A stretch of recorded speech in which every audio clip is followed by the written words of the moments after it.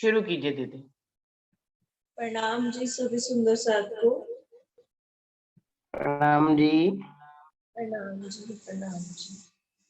बोलो श्री नाथ प्यारे की जय। बोलो मेरे सतगुरु महाराज की जय। हर्ष हो नजरों में हमारी, ऐसी दिल में चाह करूं। अर्श हो नजरों में हमारी, ऐसी दिल में चाह करूं। झूठ ना आए नजरों में, अर्ज़ श्री राज करूं। अर्श हो नजरों में हमारी, ऐसी दिल में चाह करूं। झूठ ना आए नजरों में, अर्ज़ श्री राज करूं। अर्श हो नजरों में हमारी, ऐसी दिल में चाह करूं।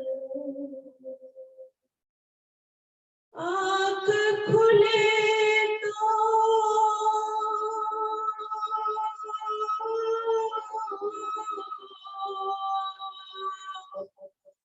आँख खुले तो सबसे पहले आपका दीदार करूं।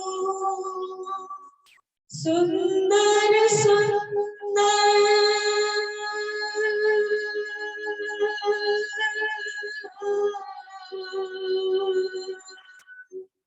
सुंदर सुंदर नूर छवि को देखा बार बार करूं। आँख खुले तो सबसे पहले आपका दीदार करूं। सुंदर सुंदर नूर छवि को देखा बार बार करूं।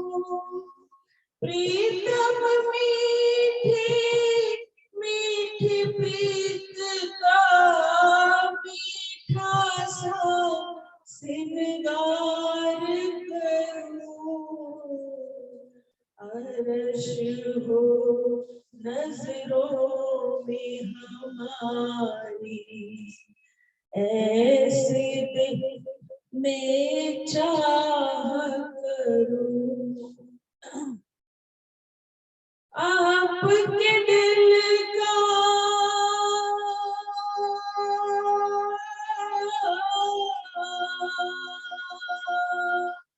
आपके दिल का प्यार पिया जी मेरे दिल में भर जाए।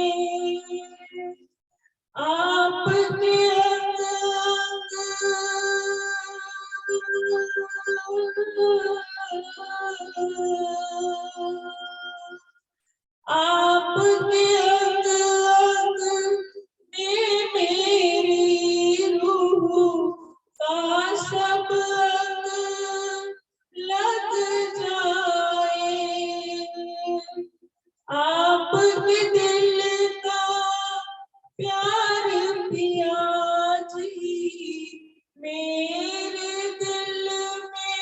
भर जाए, आपके अंग अंग में मेरी रूह का सब अंग लग जाए, आपके नैना नूर भरे वो मेरे नैनों बस जाए, अर्श हो नजरों में हमारी, ऐसी दिल में चाह करूं, इन चरणों की शीतल छाया में ही हो आराम सदा, इन चरणों की शीतल छाया में ही हो आराम सदा, सब विद सुख देने वाले चरणों में विश्राम सदा, इन चरणों की शीतल छाया में ही हो आराम सदा, सब विद सुख देने वाले चरणों में विश्राम सदा, अक्षर से आगे है अपना यही तो निज धाम सदा, अर्श हो नजरों में हमारी, ऐसी दिल में चाह करूं, झूठ ना आए नजरों में, अर्ज़ श्री राज करूं, अर्श हो नजरों में हमारी, ऐसी दिल में चाह करूं, अर्ज़ श्री राज करूं, ऐसी दिल में चाह करूं। बोलो श्री प्राणनाथ प्यारे की जय, बोलो मेरे सदगुरु महाराज की जय। सभी सुंदर साथ जी को प्रणाम जी। प्रणाम जी, धन्यवाद नीरू दीदी, बहुत सुंदर चाह आपने अर्जी सुंदर साथ की तरफ से, बहुत सुंदर। शुरू करते हैं सुंदर साथ जी। दीदी एक भाव बोल दो दीदी। आप बिल्कुल बोलिए। ये जब ये हमने सुना तो ये जो पुकार है, ये पुकार हमारी जो है वो पूरे परम धाम में, तो कहने का मतलब है कि पूरा परम धाम में गूंज रही है हमारी पुकार कि हे धनी तू हमको आगे ले जा। बिल्कुल बिल्कुल, नरेश भाई जी भावुक हो गए आज नीरू दीदी के भाव पे। बिल्कुल बहुत सुंदर अर्जी बोली आपने नरेश भाई जी। ये अर्जी तो सभी की ही है और आपके दिल की तो है ही है। प्रथम लागू दुई चरण को, धनिये न छुड़ाइयो खीन, लाक तली लालेड़िया मेरे जीव के ही जीवन, इन पाँव तले पड़ी रहूं, धनी नजर खोलो बातून, पलना वालों निरखो नेत्रे, मेरे जीव के ही जीवन, मेरे जीव के ही जीवन। चर्चा प्रारंभ होत है, सुनो साथ चित दे, भजो राज श्यामा श्री प्राणनाथ, सखी जीवन हमारो ए। श्री महामति कहे साथ जी, भया चर्चा का वखत, अब तुम सुनियो चित दे, लाले आगे आए बैठे इन तखत, लाले आगे आए बैठे इन तखत। बोलिए श्री प्राणनाथ प्यारे की जय, बोलिए श्री सद्गुरु महाराज की जय।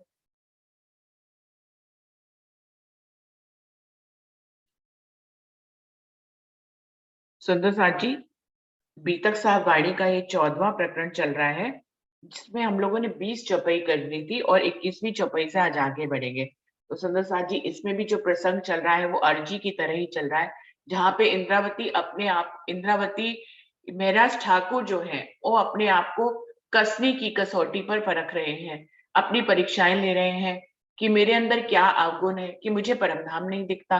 धनी देवचंद जी को दिखता है, वो जो बात कहते हैं धनी उनकी पूरी करते हैं, मेरी क्यों नहीं पूरी करते? माया के अंदर रहकर हमारा धनी पे क्या इतना भी अधिकार नहीं है कि हम उनको देख सके, हम उनसे बात कर सके और हम अपनी बात जो कहे वो तुरंत मान लें? तो ऐसा भी क्या नहीं हो सकता है? इस अवस्था पे आने के लिए, परमधाम देखने के लिए, राज्य का स्वरूप श्रृंगार देखने के लिए वो अपने आप को कसौटी पर परख रहे हैं, जिसमें उन्होंने अपना भोजन भी बहुत कम कर दिया है, शरीर एकदम जर्जर होकर पीला हो गया है और बाजार में भी वो अपनी परख करते हैं। तो इसी प्रसंग में आगे बात चल रही है। तब घर के भूषण कोई रया स्त्री के पास, सो भी चित में अवगुण आया दिल में खास, तिनको भी काढ़ के अरज करे आगे हादी, अब तब अवगुण काढ़ के ए दिल आवे साहिदी। स्त्री के आभूषण भी, फूलबाई जी से उनका संबंध हो चुका है, उनके भी सारे आभूषण बिना स्त्री से पूछे, जबकि वो स्त्री के आभूषण है, लेकिन फिर भी उनको लगता है कि मेरे घर में ये माया का एक रूप बैठा हुआ है। स्त्री के आभूषण लाकर धनी के चरणों पे दे देते हैं और फिर उनसे पूछते हैं कि मेरे क्या अवगुण रह गए हैं, आप मेरे अपने आशीर्वाद से मेरे अवगुणों को मेरे अंदर से खत्म कर दे। तब अवगुण काढ़ के ए दिल आवे साहिदी, अपने अवगुण काढ़ देते हैं और फिर दिल में देखते हैं कि मेरे दिल से क्या गवाही आ रही है। मेरे आगे मन की मैं देखूं परख, बाजार ही में चलते एक कहूं चले ले हरख। फिर अपनी गवाही से फिर और अपने अवगुणों को परखने के लिए बाजार में जाते हैं, अपने मन की परख करते हैं कि मेरा मन किन किन चीजों के ऊपर जा रहा है, कि मेरा मन भटक रहा है, कि मेरा मन सिर्फ राज्य में लगा हुआ है।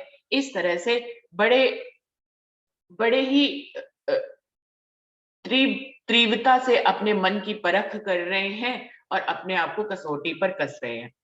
परख ऐसी करे मन की, खीजे बहुवचन, अजऊ रही सरीखी, भान रे चंडाल मन। और उनके मन में जरा सा भी कोई भी माया का अंश आता है, कोई मन उनका विचार कर लेता है, तो वो बड़े ही फिर अपने ज्ञान से भरे वचनों से, कटु वचनों से जो खंडनी होती है, अपने ही मन की खंडनी अपने अंदर क्या करते थे कि हे मेरे चंडाल मन, तेरे को क्या हो गया है, क्यों तू माया में लगा हुआ है, क्यों तू परमात्मा की तरफ नहीं लगता? तो सुंदर साथ जी, हम भी ऐसा बहुत कम करते हैं, लेकिन इंद्रावती जी देखिए हर पल हर घड़ी अपने आप को कसौटी पर खरी उतारने की कोशिश कर रही हैं। इन भांत अंग को देत कसौटी जोर, अरज करते अंग की चितना हुआ मरोड़। इस प्रकार से अपने अंगों को कसौटी पर बहुत परख रहे हैं यहाँ पर इंद्रावती जी।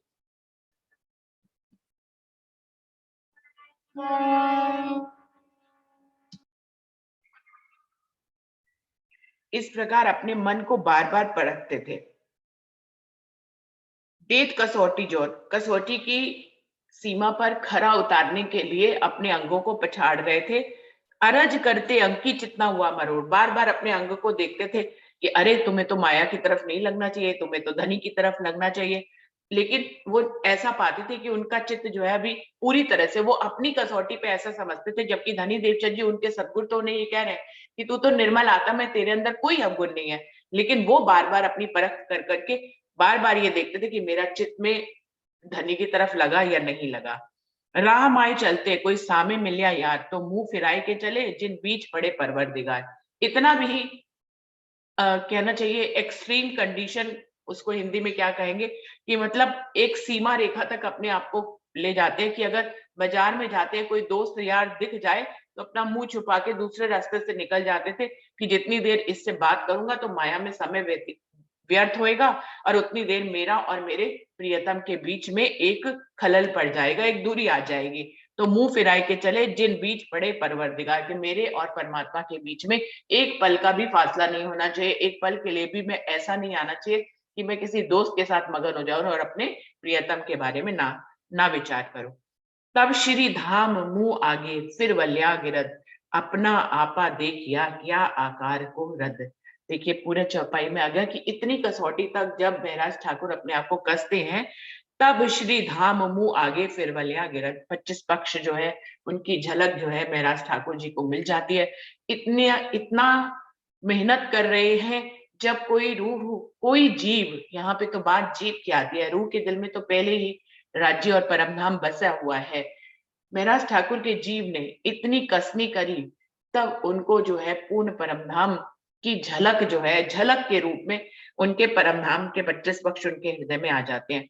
तब श्री धाम मुंह आगे फिर वल्या गिरद, अपना आपा देखिया क्या आकार को रद्द। अपना आपा देखिया मतलब अपनी परात्म को देख लेते हैं, अपने आकार को रद्द कर देते हैं इस देखने की अवस्था पे आने के लिए। लेकिन अभी भी जो वो चाह रहे हैं वो उनकी चाहत अभी पूरी नहीं हुई है। आकार को रद्द करके मूल परात्म को देख लेते हैं और 25 पक्षों की झलक भी पा लेते हैं। तब बालबाई आए के कया आगे श्री देवचंद जी, श्री महाराज के आकार की अरज आए करी। तब बालबाई जो गागजी भाई की बहन है वहीं रहती हैं, धनी देवचंद जी की सेवा करती हैं। वो आगे धनी देवचंद जी से कहती हैं कि महाराज ठाकुर के आकार की आपको फिक्र करनी चाहिए। पहले एक भाई तो चला गया इस दुनिया को छोड़ के, दूसरा भी जाने की तैयारी कर रहा है। इस तरह से वो कसनी कर रहे हैं कि उनका शरीर दिन प्रतिदिन कमजोर होता चला जा रहा है। एक भाई पहले चलिया, अब यह हुआ तैयार, तुम क्यों ना करत कहत हो, डर नहीं लगत लगा।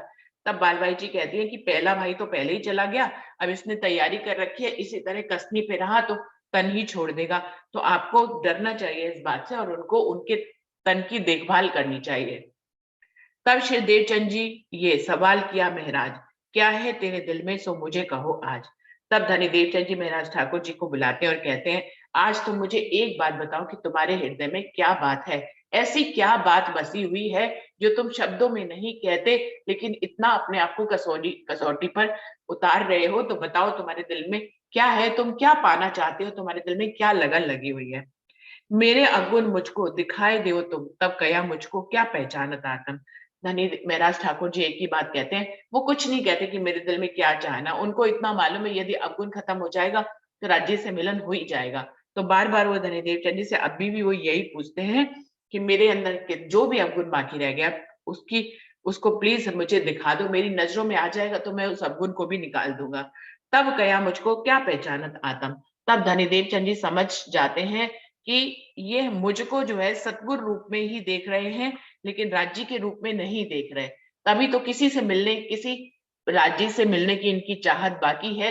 तो पूछते हैं कि तुमने मेरी आत्म को क्या पहचाना है। धनी देवचंद जी खुद ही उनको यहाँ पर अपनी पहचान देने की कोशिश करते हैं। ब्रज की बातें सुनते पानी झरत है नैन, तब श्री देवचंद जी क्या क्यों रहे तन सुनते बैन। तब महाराज ठाकुर जी बताते हैं कि भैया जब मैं आप ब्रज की रास की चर्चा करते हैं, उस चर्चा को सुनते ही मेरा दिल जो है वो एकदम पिघल जाता है, इतनी डोरी मेरी उन प्रीतम के साथ बन जाती है, मेरे आंखों से आंसू बहने लग जाते हैं। तब श्री देवचंद जी कया क्यों रहे तन सुनते बैन। सोचने वाली बात है कि धनी देवचंद जी कहते हैं कि तुम परमधाम की बातें सुन के भी तन रखा हुआ है ना, तुम्हारा तन कैसे है तुम्हारा यहाँ पे। कया मेरे आगे धाम की बात करो जब तुम, तब पानी नैनो झरे सुख पाऊं इन हुकुम। क्या कह रहे हैं कि जब आप परमधाम की बात करते हैं तब भी मेरे दिल में, मेरे आंखों से आंसू झरते हैं, पानी नैनों से झरते हैं, और सुख पाऊं इन हुक्म, धनी के हुक्म से, आपकी इस चर्चा से ही जब आप परमधाम की बात करते हैं तो मुझे अनंत सुख मिलते हैं। उनकी चर्चा से ही उनके दिल में परमधाम के सुख आ जाते थे। तो वो कह रहे हैं सुख पाऊं इन हुक्म, आपकी चर्चा से आंखों से पानी झरता है और मुझे परमधाम के सुखों का अनुभव होता है। तब बालबाई ने क्या कहा, पहचानत धनी धाम, जो ये बात लौकिक है तिन से होवे पूर्ण मनोरथ काम। तब बालबाई जी महाराज ठाकुर जी से पूछते हैं कि आप धनी धाम की क्या पहचान करते हैं, जिसको आप अपने आत्म का धनी मान रहे हैं, जिससे मिलने की चाह आपके दिल में है, आप उसको क्या पहचान रहे हैं? आप उसको सिर्फ परम धाम में ही देख रहे हैं, दुनिया में वो किस तरह से आए हैं इसकी भी तो पहचान आपको करनी है। क्या पहचान धनी धाम की, जिससे मिलने की इतनी चाह कर रहे हो, उसकी क्या पहचान है तुम्हारे हृदय में? अपने दिल को इस बात के लिए परखो कि तुम्हारे हृदय में धनी धाम की क्या पहचान है। जो ये बात लौकिक है तिनसे होवे पूर्ण मनोरथ काम, जो चाहना आप कर रहे हैं, अगर ये लौकिक चाहना होती तो राज्य अब तक कब की पूरी कर देते। ये अब बहुत ही ऐसी चाहना है जिसको पूरा करने के लिए अब आगे धनी देवचंद जी उनको बताएंगे। जो पहचान होवे स्वरूप की तो पलक न रहवे नैन, प्रदक्षिणा फिरता रहे और मुख ना निकसे बैन। कि यदि तुम्हें धनी के स्वरूप की असल पहचान हो गई होती तो तुम्हारे आंखों से नींद ही गायब हो जाती और तुम उनकी प्रदक्षिणा परिक्रमा ही करते रहते और मुख से कोई शब्द भी नहीं निकलता। ये बालबाई और धनी देवचंद जी उनको धनी देवचंद जी के स्वरूप की पहचान करा रहे हैं कि यदि तुमने जिनसे मिलने की चाह कर रहे हो उस प्रियतम की इस दुनिया में पहचान कर ली होती सद्गुण रूप में जो धनी देवचंद जी के हृदय में विराजमान है, तो तुम एक पल के लिए भी अपने नैनों को धनी देवचंद जी को ही निहारते रहते, उनसे अपने पलकों को दूर ही नहीं करते और उनकी परिक्रमा करते रहते और तुम्हारे मुख से एक शब्द भी नहीं निकलता कि मुझे किसके दर्शन करने हैं, मुझे किसके दर्शन करने हैं। तो जो मुझे देखे धनी धाम का तो पलक ना फेरे नैन, रात दिन दे प्रदर्शना मुख ना निकसे बैन। बिल्कुल स्पष्ट यहाँ पर धनी देवचंद जी कह रहे हैं, जो मुझे देखे धनी धाम का, यदि तू मेरे रूप में ही अपने प्रियतम को देख लेता तो पलक ना फेरे नैन, तो मुझसे एक पल के लिए भी अपनी नजरें नहीं हटाता, रात दिन तो मेरी ही प्रदक्षिणा करता रहता, मुख ना निकसे बैन, और मुख से कोई शब्द नहीं बोलता। ए अवगुण नहीं तेरे क्या कहत ए सुख, अगिनत देखे अवगुण कयो न जाए या मुख। तेरे अंदर कोई भी अवगुण नहीं है, धनी देवचंद जी कहते हैं, तो क्या कहत ए सुख, जो परम नाम का सुख तुझे मिल रहा है उसी को ही देख, तेरे अंदर कोई अवगुण नहीं है, उनकी तरफ मत देख, सुखों की तरफ देख। जो तुझे सुख मिल रहे हैं, जो धनी तुम्हें अपने हुक्म से दे रहे हैं, उन सुखों की तरफ देखो, अवगुणों की तरफ नहीं देखो, तुम्हारे अंदर कोई अवगुण नहीं है। अनगिनत देखे अवगुण कहे ना जाए अमुक, लेकिन महाराज ठाकुर कहते हैं मैंने तो अपने अंदर बहुत सारे अवगुण देखे, मैं इस मुख से उनका कितना बयान करूं, मेरे को तो अवगुण ही अवगुण दिखाई देते हैं जिनको मैं निकालने की कोशिश करता हूँ।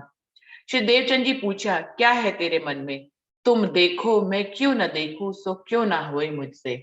अभी धनी देवचंद जी वैसे उनको अपने स्वरूप की पूर्ण पहचान करा रहे हैं कि यदि तुम मुझे क्या पहचान रहे हो, यदि तुम मेरे रूप में अपने प्रीतम को पहचान रहे हो तो फिर तुम्हें मेरी परिक्रमा करते रहना चाहिए और मुझे ही निहार लेना चाहिए। लेकिन महाराज ठाकुर के दिल में तो कोई और ही बात है। तब धनी देवचंद जी इतना समझाने पर भी यदि वो यही कहते रहते हैं कि मेरे अंदर तो अवगुण ही है, अवगुण ही है, तब धनी देवचंद जी पूछते हैं कि तेरे मन में क्या है, तो अपने मन की बात बता। तब महाराज ठाकुर कहते हैं, तुम देखो मैं क्यों ना देखूं, आप परमधाम देखते हो, हर पल हर घड़ी देखते हो, मैं क्यों नहीं देख पाता, मुझ में ऐसा क्या कमी है, क्या अवगुण है कि मैं परमधाम को आपकी तरह से नहीं देख पाता। सो क्यों ना होए मुझसे, जो आप कर पाते हैं वो मुझसे क्यों नहीं होता। आप परमधाम देखते हैं, सुंदर साथ को दिखाते हैं, आप यमुना जी दिखाते हैं, आप जो है ब्रज और राज के स्वरूपों को दिखाते हैं, वो सब यहाँ आके आपके आप एक हुक्म करते हैं, वाणी चर्चा करते हैं कि वो स्वरूप यहाँ पे आकर लीला करते हैं, कभी भोजन करते हैं, कभी सुंदर साथ से बातचीत करते हैं, लाड की बातें करते हैं। तो कह रहे हैं तुम देखो मैं क्यों ना देखूं, आप देखते हो लेकिन मैं क्यों नहीं देख पाता, सो क्यों ना होए मुझसे, मुझसे आप जैसा क्यों नहीं हो पाता है। यह बात हुक्म की जो होवे एक ही ठोर, मोए उठाओ तुम बैठो पर ना होवे कहूं और। तब धनी देवचंद जी क्लियर कर देते हैं कि ये हुक्म की बात है, जिसके ऊपर धनी का हुक्म होता है वो सारी बात कर सकता है, लेकिन ये एक ही स्थान पे, एक समय पे, एक ही स्थान पे होता है। अब यदि तुम्हें मेरी तरह की का मेरे जैसा बल रखना है तो तुमको मुझे उठाना होगा, मुझे उठाकर तुम बैठ जाओ तो तुमसे होना शुरू हो जाएगा, पर ये अलग एक साथ दो जगह पर नहीं होगा। सुंदर साथी, ये है चौथे दिन की लीला, जबकि किसी एक तन में लीला होती थी, धनी देवचंद जी के रूप में लीला हो रही है, अभी वो किसी और के तन में नहीं होगी। 5वें दिन में ही ऐसी बात बदल जाती है, 5वें दिन में ही मेहराज ठाकुर के तन में आवेश लीला होती है। आगे भी सुंदर साथ के दिल में जगह जगह आवेश लीला होगी, इसके प्रमाण आगे बीतक में दिए जाएंगे। धाराभाई उसका प्रमाण थे, धाराभाई के अंदर भी आवेश लीला होती थी। सुंदर साथ बाद में उनको जो है बिहारी जी जो है उनको निकाल देते हैं समाज से, लेकिन उनके अंदर भी आवेश लीला होती थी। तो छठे 5वें दिन से ऐसा राजी ने चिन्ह देना शुरू कर दिया था कि आवेश लीला चाहे प्रधान रूप में मेहराज ठाकुर के अंदर हो रही थी, कहीं कहीं आंशिक रूप से भी लीला हो रही थी, धाराभाई के अंदर भी हुई। आगे जाके लच्छीदास जी, जिनको राज्य दर्शन देकर जो है ये कहते थे कि मैं तुमसे जो है सकुमार की आत्म को जगाऊंगा, तो वो भी एक हंसी का प्रसंग है जो आगे जाकर बीतक में हम सब देखेंगे। जब धनी देवचंद जी उनको ये कहते हैं कि तुम मुझे उठाकर खुद बैठो तो तुम्हारे ये हुक्म की बात है और एक ही जगह पे होएगी, और मुझे उठाना पड़ेगा, तब तुम बैठ जाओगे तो तुम्हारे से भी ये होने लगेगा। लेकिन अपने सदगुरु को उठाकर खुद बैठने का भाव मेहराज ठाकुर के दिल में बिल्कुल भी नहीं था। वो सिर्फ राज्य का दर्शन करना चाहते थे, 25 पक्ष का दर्शन करना चाहते थे। उनकी सतगुरु से कोई भी रीस नहीं थी कि वो उनको उठाकर उनका स्थान लेना चाहे। तो जब धनी देवचंद जी कड़े शब्दों में कहते हैं कि मोहे उठाओ तुम बैठो पर ना होवे कहूं और, कि यदि तुम्हें ये सब कुछ देखना ही है तो तुमको मुझे उठाना पड़ेगा। तब चित पीछा पड़ा हुआ मनोरथ भंग, फेर के विचार किया श्री देवचंद्र जी संग। तब महाराज ठाकुर जी का चित्त जो है वो पीछे हट जाता है, जब इतने स्पष्ट शब्दों में धनी देवचंद जी उनको कह देते हैं, तो उनका चित्त पीछे फिर जाता है इस दर्शनों के लिए। हुआ मनोरथ भंग, मन में जो इच्छा बलबला रही थी अब तक अपना, तो वो इच्छा अब थोड़ी सी उनकी दब जाती है। फिर के विचार किया श्री देवचंद जी संग, फिर उसके बाद जो है धनी देवचंद जी बालबाई जी के साथ विचार करते हैं कि अब कैसे इनको व्यस्त किया जाए।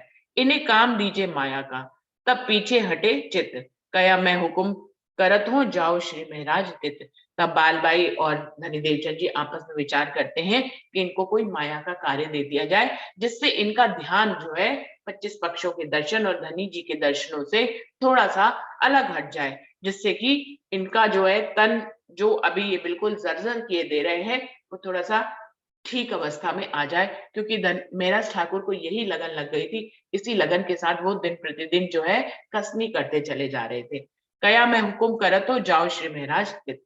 तब जो है महाराज ठाकुर को हुक्म करते हैं धनी देवचंद जी की, जूनागढ़ में जाकर आप गांव बसाइए।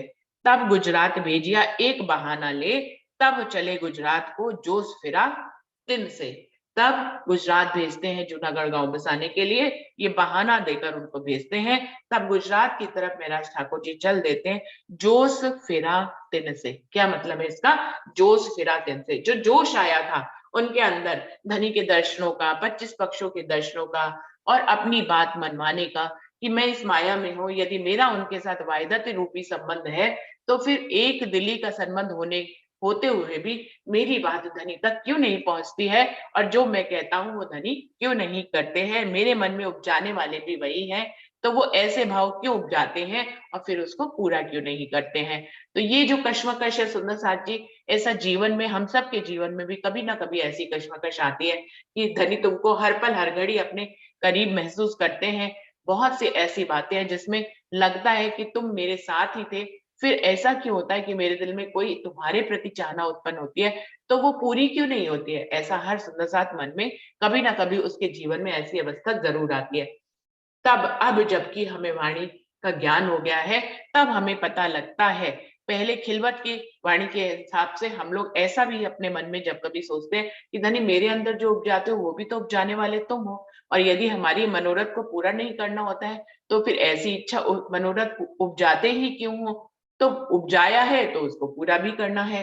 तो इस तरह से खिलवत के अनुसार हमारा हृदय जो है ऐसा धनी के साथ सोचता है। लेकिन फिर आगे हमें इसका उत्तर भी जवाब वाणी ही देती है कि जिसमें आता है ये भाव कि धनी जो बातें भी कभी पूरी नहीं करते हैं, उसके पीछे भी बहुत बड़ा कारज कारण होता है। उसका कारज कारण ये भी होता है, या तो हम उसके पात्र नहीं होते, इसलिए उस मनोरथ को धनी पूरा नहीं करते।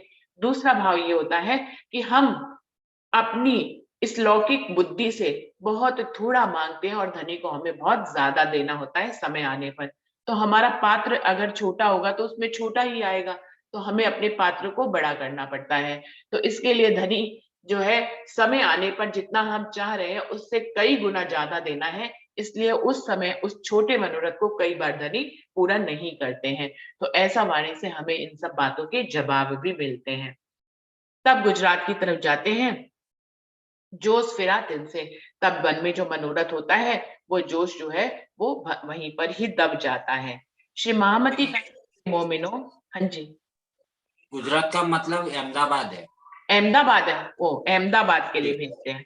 और अहमदाबाद में वो धार्मिक ग्रंथ लेने के लिए भेजते हैं। हाँ जी। जैसे कि बुद्ध गीता है, महेश्वर तंत्र है, वो सदगुरु उनको लेने के लिए भेजते हैं। ये बहाना लेकर कि आप वो ग्रंथ लेके आइए, इस ग्रंथों की खोज के लिए सुंदर सा जी उनको भेजते हैं, और तब जो है उनका मनोरथ यहाँ पर भंग हो जाता है। श्री महामती कहे ए मोमिनो, सुनियो ये बीतक, आगे फेर कहत हो जो आज्ञा है हक। लालदास जी कह रहे हैं यहाँ पर, सुंदर साथ जी यहाँ पर आपको मेहरस ठाकुर के दिल में क्या चलता है और कैसे वो कसनी करते हैं, इस सब की बीतक आपको बताई है। अब आगे फिर से कहेंगे, जैसे राजी महाराज का हुक्म होगा आगे की बीतक आपको बढ़ाएंगे। तो सुंदर साथ जी समय भी यहाँ पर पूरा हो रहा है और आगे की बीतक जो है यहाँ पर प्रकरण भी पूरा हो रहा है। 14 प्रकरण है और 620 चौपाई हो गई है। अगले प्रसंग को अब कर ही लेंगे। अगला प्रसंग है खेता भाई के कार्य हेतु अरब को गए, और वहां पर भी इनको राजी जो है आरब के रूप में दर्शन देंगे। तो इस बीतक को हम लोग कल लेंगे।